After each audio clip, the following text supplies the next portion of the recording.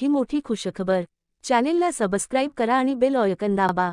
महाराष्ट्र राज्य परिवहन महामंडळाच्या एसटी बसमधून दररोज प्रवास करणाऱ्या 18 लाख महिलांच्या सवलतीपोटी राज्य सरकारच्या तिजोरीतून दरमहा 240 कोटी रुपये महामंडळाला द्यावे लागतात।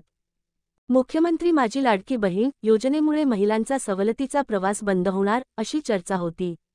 पण महिलाचा 50% सवलत योजना बंद होणार नाही, तसा कोणताही विचार नसल्याचे स्पष्टीकरण परिवहन मंत्री प्रताप सरनाईक यांनी सकाळची बोलताना दिले।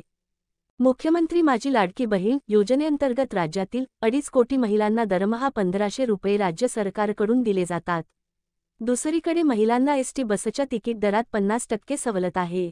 या सवलतीपोटी राज्य सरकारला दरमहा सुमारे 240 कोटी रुपये परिवहन महामंडळाला द्यावे लागतात।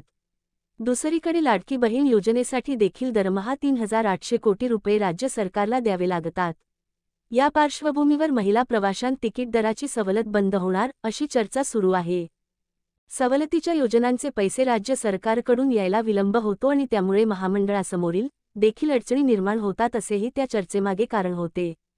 पण महिलांसाठीची 50% तिकीट दराच्या सवलतीची योजना बंद होणार नाही अशी माहिती खुद्द परिवहन मंत्र्यांनी दिली आणि त्या चर्चेला पूर्णविराम दिला आहे।